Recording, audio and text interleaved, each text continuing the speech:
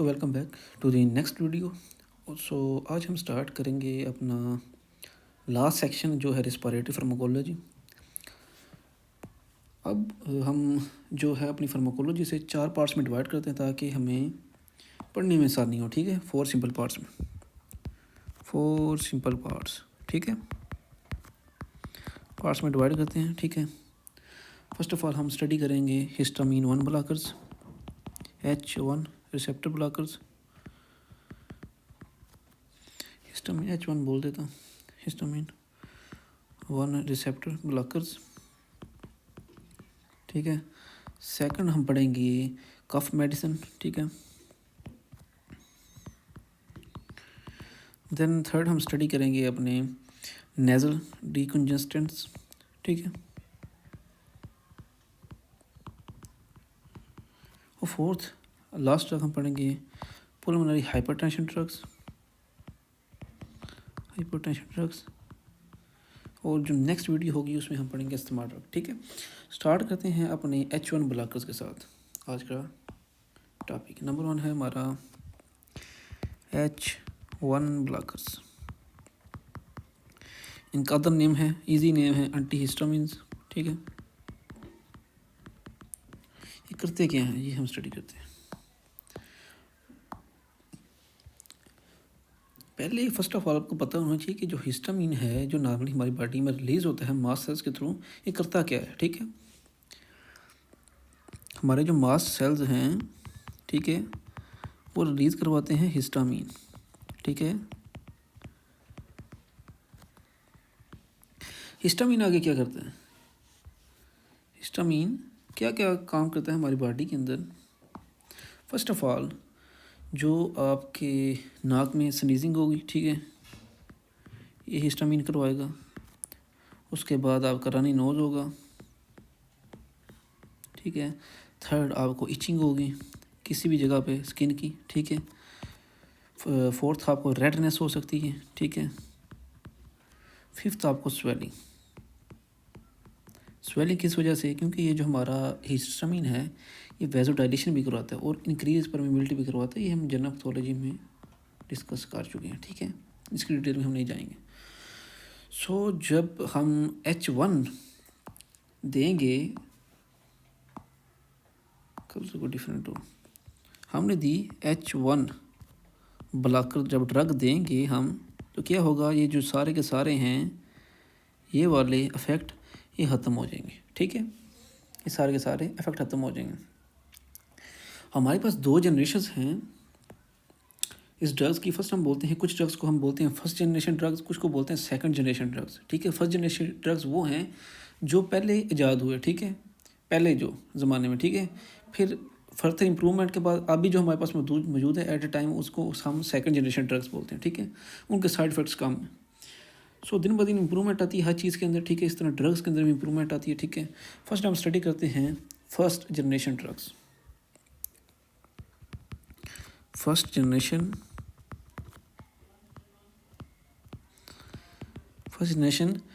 H1 blockers. ठीक है, ये हम फर्स्ट ऑफ ऑल ये स्टडी करेंगे। ठीक है, इनमें आपने जो चीज़ें याद रखनी हैं, निमोनिक आपने याद रखना है, वो है INE या ATE। ठीक है, इनकी एंडिंग इस पे होगी।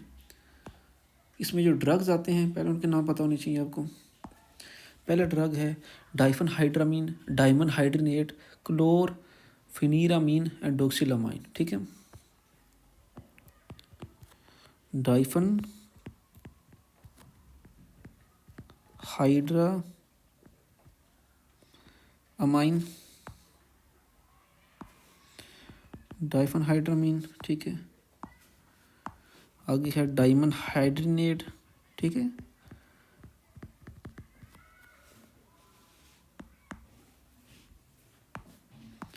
डाइमनहाइड्रिनेट। ठीक है, उसके बाद डोक्सिलामाइन।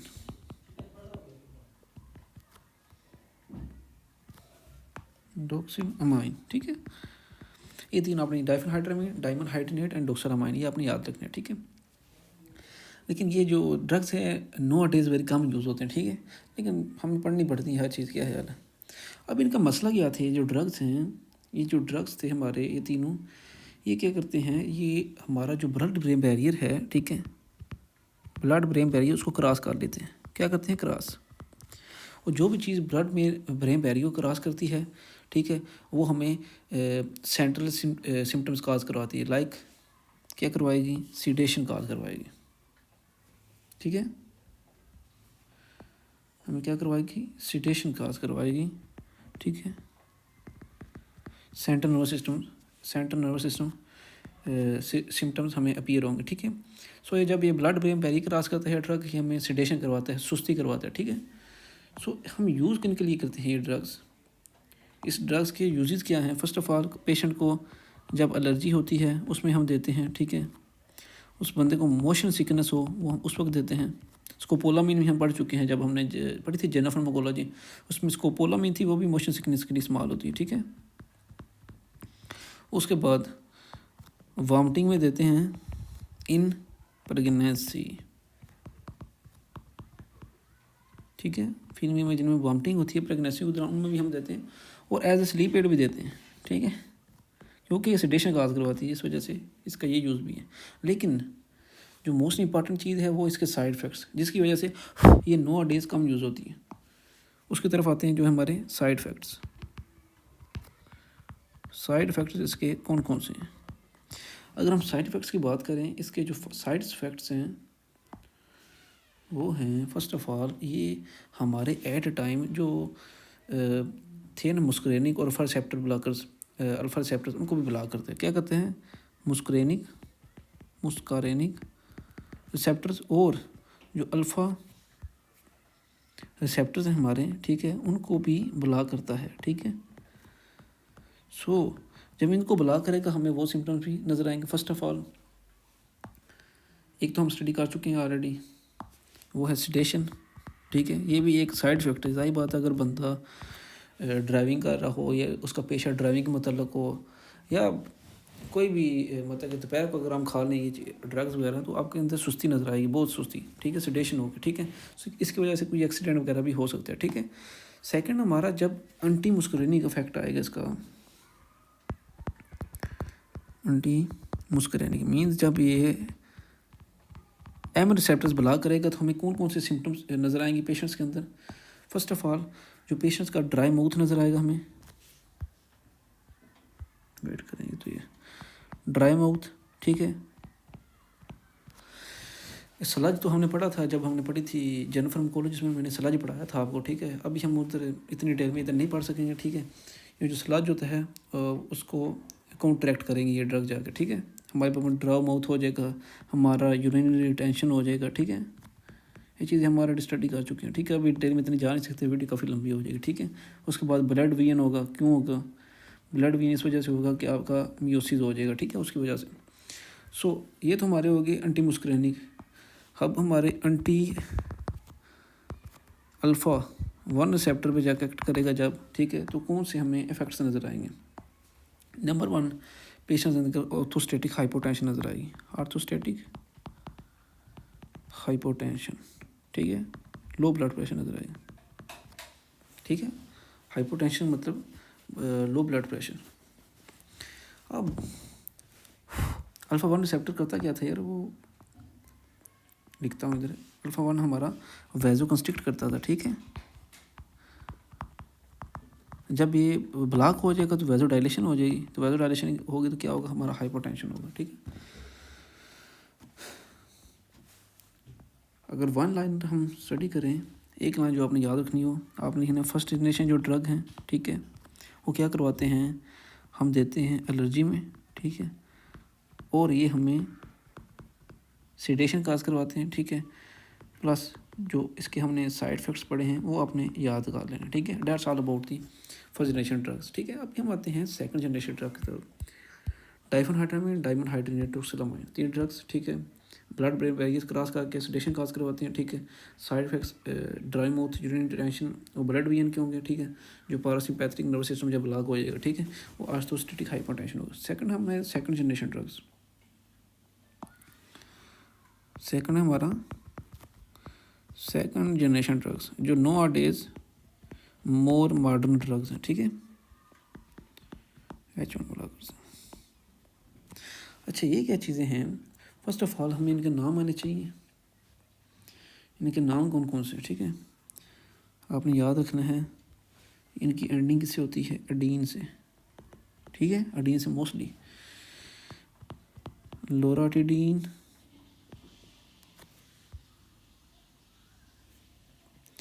लोराटाडीन, एक मिनट, लोराटाडीन,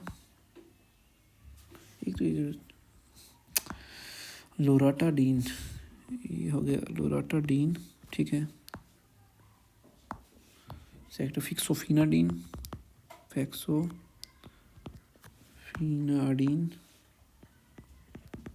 ठीक है, ये तो आपको इजीली आते होंगे, पहले डेली लाइफ में हम बहुत इस्तेमाल करते हैं। डिसलोराटाडीन, ठीक है, डिसलोराटाडीन, ठीक है। और लास्ट जो हमारा सिट्रीजीन,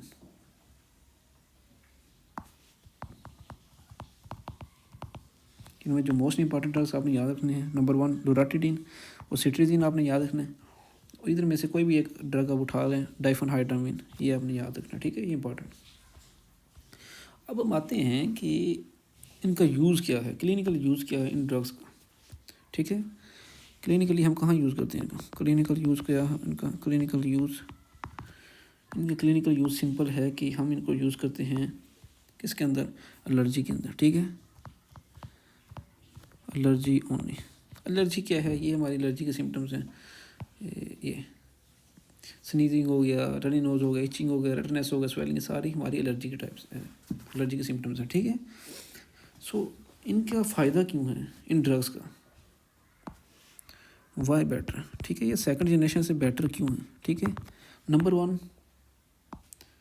ये जो ब्लड ब्रेन बैरियर है, ठीक है, हमारा ब्लड ब्रेन बैरियर उसको क्रॉस नहीं करते हैं, ठीक है। पहला होगा सेडेशन काज नहीं होगी, ठीक है। सो इससे हमें लेस सेडेशन काज होगी, ठीक है, नंबर 1 हो गया। सेकंड हो गया हमारा एंटी मस्कुलिनिक इफेक्ट्स नहीं नज़र आए हमारे, इफेक्ट्स हमें नहीं नज़र आएंगे पेशेंट्स के अंदर, ठीक है।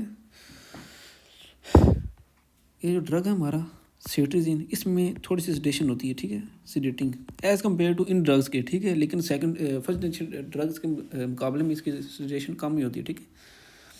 ये था हमारा about the H1 histamine blockers, ठीक है। ये हमारा सेक्शन कंप्लीट हुआ, ठीक है।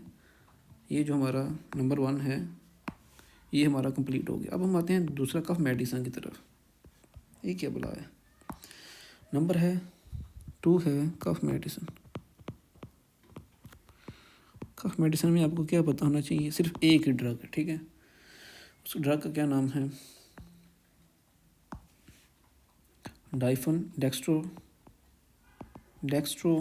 ठीक है, मिथॉर्फन। ये बड़ा इंपॉर्टेंट है, ठीक है, ये आपने याद रखना, डेक्स्ट्रो मिथॉर्फन, ठीक है, एक बस आपने याद रखना, ठीक है। फर्स्ट ऑफ ऑल हम खांसी की दवाई दे रही, खांसी होती क्या है, ठीक है, पहले तो आपको ये पता होना चाहिए। ये एक्चुअली जो खांसी है हमारा, ये ब्रेन स्टेम रिफ्लेक्स है, ठीक है, ब्रेन स्टेम रिफ्लेक्स है, ठीक है, ये अपनी बात याद रखनी है, ठीक है। ये कोई गले का रिफ्लेक्स नहीं है, ठीक है, या कोई मैदे का रिफ्लेक्स नहीं है, ये ब्रेन स्टेम का रिफ्लेक्स है, मीन हमारा जो सेंट्रल नर्वस सिस्टम है इसमें इन्वॉल्व है, ठीक है। अब ये करता क्या है? जो हमारा ड्रग है ये क्या करता है? कफ सप्रेसर है। किस तरह? जब आप देंगे डेक्स्ट्रोमिथॉर्फन देंगे पेशेंट को, थॉर्फन ये क्या करेगा? आपके जो हैं NMDA रिसेप्टर्स, ठीक है, NMDA ग्लूटामेट रिसेप्टर्स जो आपके ब्रेन के अंदर मौजूद हैं, ठीक है, इन ब्रेन, ठीक है, इनको कर देगा ब्लॉक, ठीक है। सो जिसकी वजह से क्या होगा? जो आपकी कफ है, ठीक है, जो कफ है आपकी वो सप्रेस हो जाएगी। बात आपने जो याद रखनी है बस ये वाली है, मोस्ट इंपॉर्टेंट, जो NMDA ग्लूटामेट रिसेप्टर्स हैं इन पे जाकर इफेक्ट करता है, ठीक है। सो अब हम आते हैं अपने ड्रग की तरफ। असल में ये है क्या? डेक्स्ट्रोमिथॉर्फन बंदा किस चीज़ से? ये इंपॉर्टेंट मोस्ट बात है, ठीक है, की पॉइंट्स, ठीक है, जो मोस्ट इंपॉर्टेंट आपने याद रखने। फर्स्ट ऑफ ऑल मैंने आपको बता दिया कि आपके NMDA जो ग्लूटामेट रिसेप्टर हैं उन पे एक्ट करेगा जो ब्रेन के अंदर मौजूद है, ठीक है। सेकंड, ये जो हमारा ड्रग है ये सिंथेटिक कोडीन है, सिंथेटिक कोडीन है, ठीक है, सिंथेटिक कोडीन एनालॉग है, ठीक है, नशे वाली ड्रग है, लेकिन not at normal dose. Opioid, इसके जो नशे वाले इफेक्ट्स हैं वो नॉर्मल डोज पे नहीं आते, ये आपने बात याद रखनी। जब हम लेंगे हाई डोज में ये ड्रग, ठीक है, तो ये क्या करेगा, एज ए ओपियोइड एक्ट करेगा, ठीक है, एज ए ओपियोइड एक्ट करेगा और आपको सेंट्रल नर्वस सिस्टम के इफेक्ट नज़र आएंगे, और एज ए अब्यूसिव ड्रग ये यूज़ होता है, ठीक है। जैसे कि हमारा लड़का था, हमारे लगे करीब ही था, एक बंदा था, वो खांसी वाली दवाई बहुत ज़्यादा पीता था, ठीक है। बाद में पता चला कि ये जो था वो डेक्स्ट्रोमिथासोन ड्रग थी, ठीक है। सो वो लार्ज अमाउंट में पीता था, जिसकी वजह से उसे जो लत लगी उस ड्रग की, ठीक है। सो ये ड्रग अगर आप लार्ज अमाउंट में लेंगे तो आपको ओपियोइड इफेक्ट नज़र आएंगे, ठीक है। Opioid effect means as a नशे वाली चीज़, मतलब कि आपको इसकी लत लग सकती है, ठीक है। थर्ड पॉइंट है जो हमारा याद रखना, abuse possible at high dose, ये मैं आपको बता चुका हूँ, एट हाई मैं आपको बता चुका हूँ, ठीक है। Abuse possible at the high dose.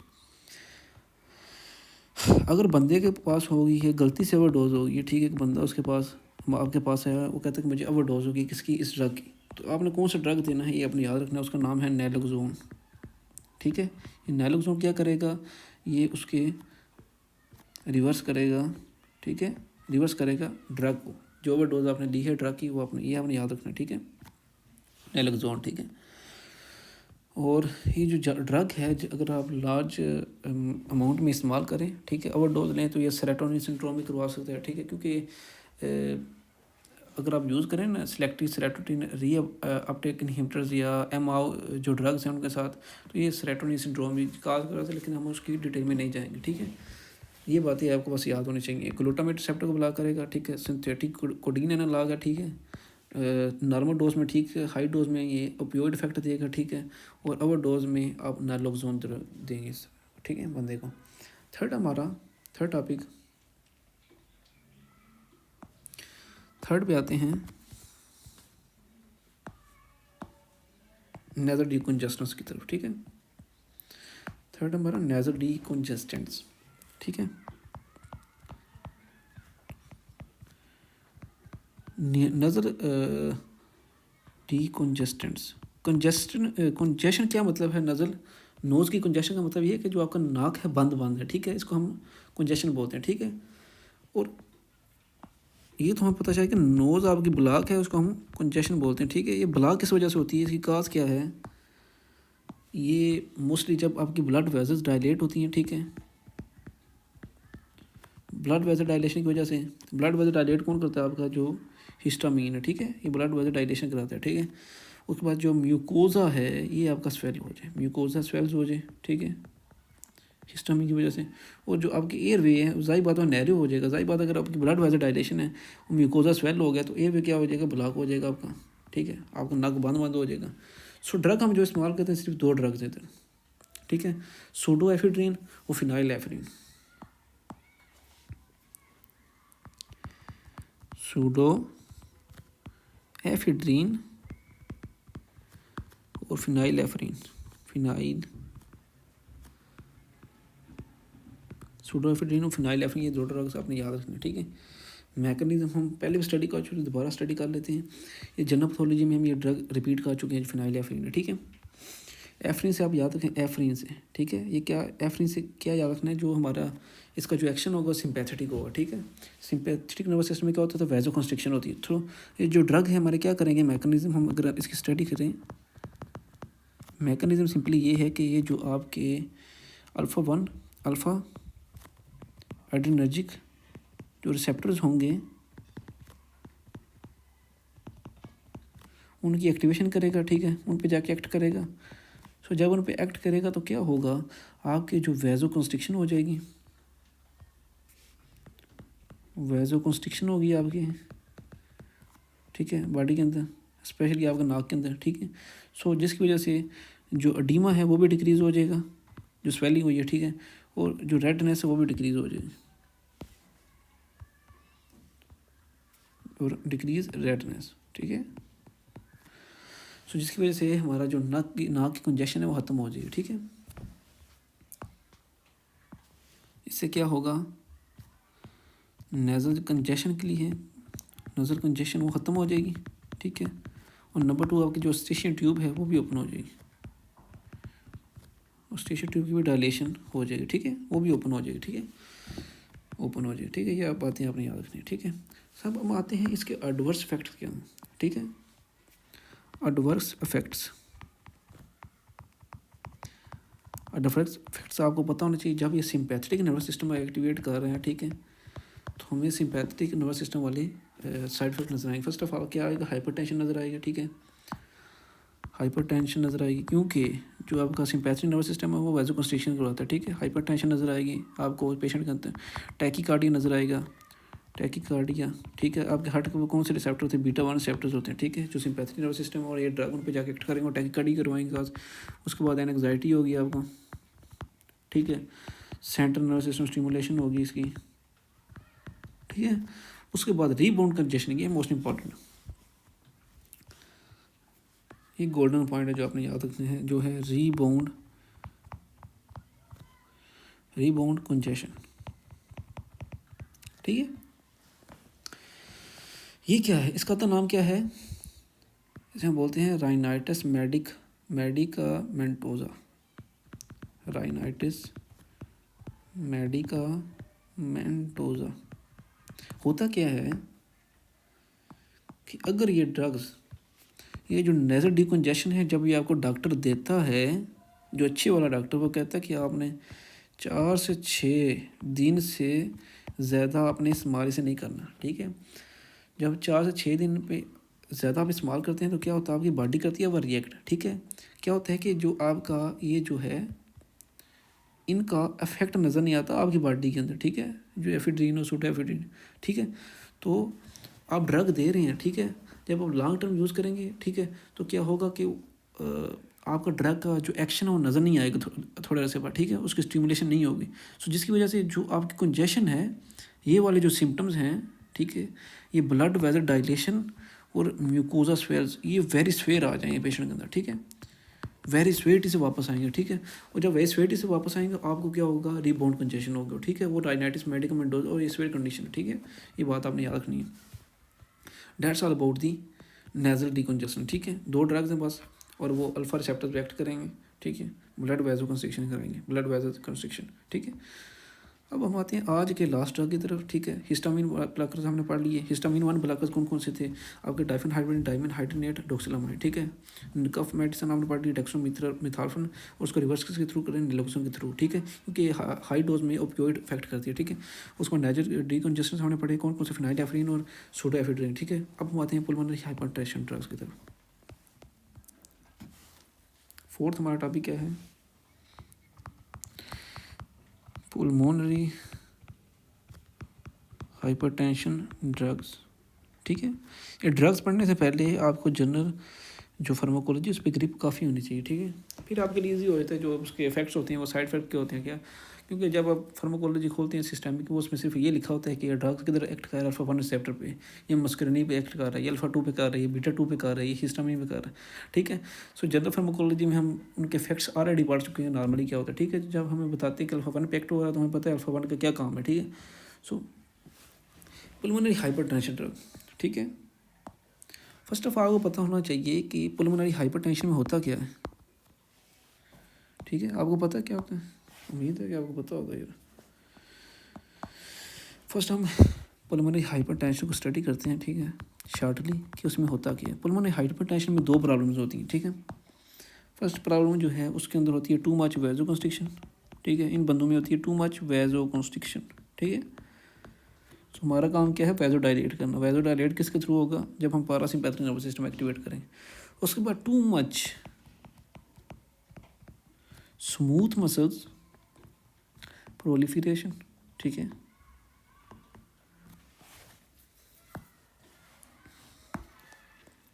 ये नॉर्मल है, ठीक है, नॉर्मल है, ठीक है। एक प्रॉब्लम है कि ये थिन होती जा रही है, ठीक है, इसकी वैजो कंस्ट्रिक्शन हो रही है, ठीक है, ये हमारी वैजो कंस्ट्रिक्शन हो गई, ठीक है।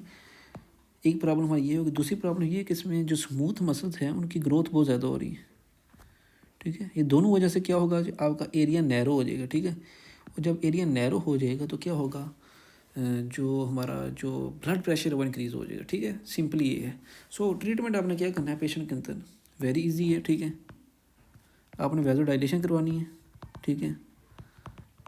सेकंड आपने क्या करवाना है, आपने एंटी प्रोलिफरेशन ड्रग देना है, ठीक है, एंटी प्रोलिफरेशन ड्रग, ठीक है, अगर आपके पास पल्मोनरी हाइपरटेंशन का पेशेंट आ गया। सो बुक में पल्मोनरी हाइपरटेंशन ड्रग्स की डिफरेंट कैटेगरीज हैं, ठीक है। एक है एंडोथेलिन रिसेप्टर एंटागोनिस्ट PDE5, ठीक है, प्रोस्टासाइक्लिन एगोनिस्ट, ठीक है। ये 3 ड्रग्स दिए गए हैं, ठीक है।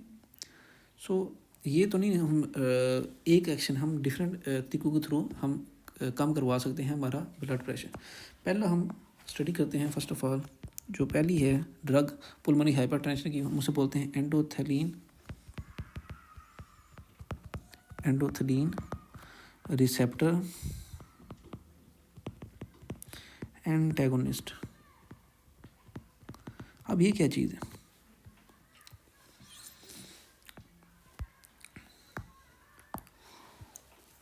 जो एंडोथेलिन है, ठीक है, या आपकी बॉडी में नॉर्मली मौजूद होती है, ठीक है, आपकी बॉडी रिलीज़ करती है। एंडोथेलिन क्या करती है, एंडोथेलिन ये वैजो कंस्ट्रिक्टर है, स्ट्रॉन्ग वैजो कंस्ट्रिक्टर है, ठीक है। तो हमें इधर प्रॉब्लम क्या है, हमें वैजो कंस्ट्रिक्शन ही है, ठीक है। सो एंडोथेलिन वैजो कंस्ट्रिक्शन करवाती है, ठीक है।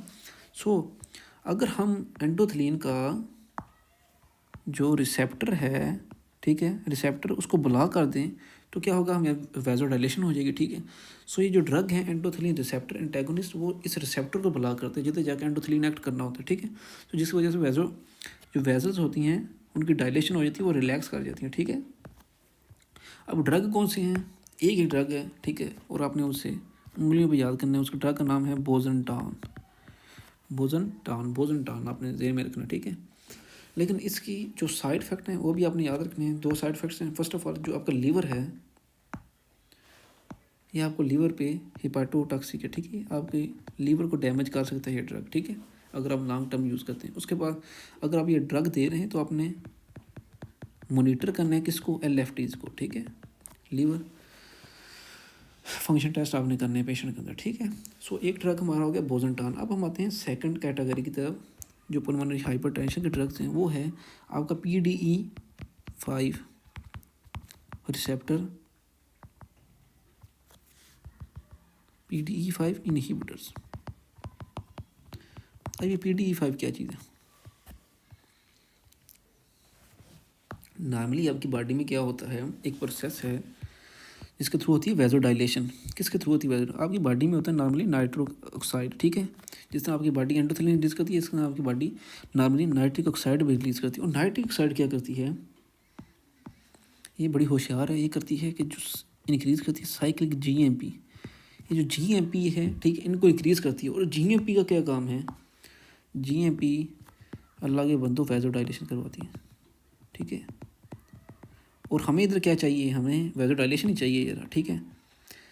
अब होता क्या है कि एक इधर दुश्मन मौजूद है हमारा, दुश्मन नहीं कह सकते, ठीक है, लेकिन जो PDE5 है, ठीक है, PDE5, ठीक है, ये जो है, ये जो साइक्लिक GMP है इसको ब्रेक करता है, ठीक है, इसके लेवल्स कम करवा देता है, ठीक है। और जब साइक्लिक GMP के लेवल्स कम हो जाएंगे तो क्या होगा, वैसो कंस्ट्रिक्शन होगी, ठीक है। सो हमें क्या करना है, हमें जो PDE5 है इसको ब्लॉक करना है, ठीक है। अब ये जो ड्रग्स हैं PDE5 इनहिबिटर्स, वो इसको ब्लॉक करेंगे आगे, ठीक है। एक ड्रग है जो आपने याद रखना है, सिल्डेनाफिल। ये बहुत ज़्यादा आपने नॉर्मली जो आपकी फैमिली में पेशेंट मौजूद होंगे उनको आपने देखा होगा ये ड्रग्स, ठीक है, सिल्डेनाफिल, ठीक है, ये आपने याद रखना, ठीक है। लेकिन जब आप रिकमेंड करें ये ड्रग किसी को, ठीक है, उस बंदे को आपने बता देना कि सिल्डेनाफिल अगर आप ले रहे हैं, इसके साथ आप कभी भी नाइट्रेट्स नहीं लेने, ठीक है, नाइट्रेट्स नहीं कभी भी नहीं लेने, ठीक है, क्योंकि ये दोनों चीज़ें क्या करती हैं, वैसोडाइलेशन करवाती हैं, ठीक है। वो बंदा नाइट्रेट्स भी ले रहा है, आप उसको सिल्डेनाफिल भी रिकमेंड करते हैं, वैसोडाइलेशन स्वेयर हो जाएगी, ठीक है। इसी वजह से स्वेयर हाइपोटेंशन हो सकती है पेशेंट के अंदर, ठीक है। सो पेशेंट की आपने प्रीवियस ड्रग्स देख लेने हैं, ठीक है।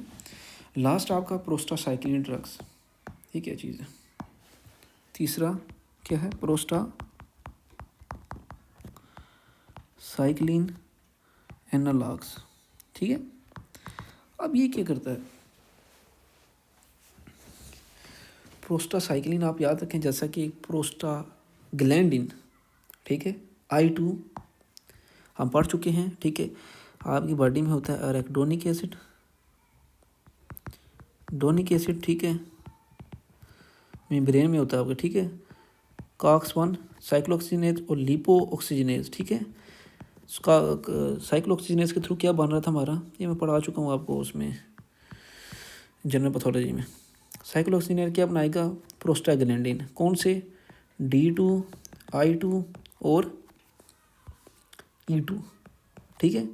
और लिपोऑक्सीजिनेज के थ्रू क्या बनाएगा, ल्यूकोट्रीन्स बनाएगा, ठीक है। ल्यूकोट्रीन्स कौन कौन से, B4, C4, D4, उसके बाद BCDE4, ठीक है। इधर जो याद रखने वाली चीज़ है ये वाली है, ये जो ड्रग है हमारा ये एक्ट करेगा as a prostaglandin I2। Prostaglandin I2 क्या करता है ये आपको पता होना चाहिए। ये जो E2 था ये तो मैंने आपको बताया था, जो पेन और फीवर होता है आपको इन्फ्लेमेशन के दौरान ये प्रोस्टाग्लैंडिन E2 करवाता है। लेकिन I2 क्या करवाता था, I2 का काम होता था प्रोस्टासाइक्लिन, ये जो हमारा ड्रग है, ठीक है, ये प्रोस्टाग्लैंडिन I2 की तरह एक्ट करता है। प्रोस्टाग्लैंडिन I2 क्या करता था, इसके जो फंक्शन है फर्स्ट ऑफ ऑल ये वैसोडाइलेशन करवाता था आपकी बॉडी के अंदर, ठीक है। उसके बाद डिक्रीज़ करता था कौन सी, प्लेटलेट एग्रीगेशन डिक्रीज़ करता था, ठीक है, थ्रोम्बस फॉर्मेशन को डिक्रीज़ करता था, और डिक्रीज़ स्मूथ मसल ग्रोथ। अब जो बंदा है हाइपरटेंशन वाला उसको कौन से दो मसले थे, ये तो दो मसले हैं यार, उसको वैजो कंस्ट्रिक्शन है और स्मूथ मसल प्रोलिफरेशन है, ठीक है। आपने करवाना था वैजो डायलेशन और एंटी प्रोलिफरेशन, और ये वैजो डायलेटर भी है और एंटी प्रोलिफरेटर भी, दोनों के दोनों काम कर रहे हैं, ठीक है। और ये ड्रग बड़ा काम क्या है, इस ड्रग का आपको पता होना चाहिए। ड्रग का नाम क्या है, जो प्रोस्टासाइक्लिन एनालॉग्स हैं आपने याद रखना, इपोप्रोस्टिनोल, ठीक है, ये आपने याद रखना, ये बड़ा इंपॉर्टेंट है। तो और इलोप्रोस्ट, ठीक है, इपोप्रोस्टिनोल और इलोप्रोस्ट, ठीक है, इपोप्रोस्ट और इलोप्रोस्टिनोल, ठीक है, इपोप्रोस्टिनोल और इलोप्रोस्ट, ठीक है। लेकिन इसके साइड इफेक्ट क्या हैं, जा पेन है, ठीक है, पेशेंट में फ्लशिंग हो सकती है मुँह के ऊपर, ठीक है, और हेड एक हो सकता है, माइनर इसके साइड इफेक्ट्स हैं, ठीक है। सो ये बातें सारी की सारी आपने याद रखनी है जो मैंने आपको पढ़ा दी, ठीक है। एंडोथिलिन याद रखनी है, वैसोकंस्ट्रिक्शन करता है, बोजेंटान उसको ब्लॉक करता है, ठीक है। और जो हमारा था PDE5 जो साइक्लिक GMP को ब्रेक करता था उसको हम सिल्डेनाफिल के थ्रू करेंगे, ठीक है। और जो हमारा था प्रोस्टासाइक्लिन और उसमें आपने याद रखना इपोप्रोस्टोल, ठीक है। अब अपने जो ड्रग याद रखने वो आपको बताता हूँ। इपोप्रोस्टोल आपने याद रखना है, ठीक है। इसमें आपने याद रखना है सिल्डेनाफिल आपने याद रखना है, ठीक है, जो PDE5 है, ठीक है। एंडोथिलिन में अपने बोजेंटान याद रखना है, बोजेंटान, सिल्डेनाफिल और इपोप्रोस्टिनोल, ये सारे हाइपरटेंशन ड्रग हैं, ठीक है। So that's all about today video. सो एक हमारी कैटेगरी रह गई वो है अस्थमा ड्रग्स, ठीक है, वो हम डिस्कस करेंगे अपनी नेक्स्ट वीडियो के अंदर। Up to the next video, goodbye students.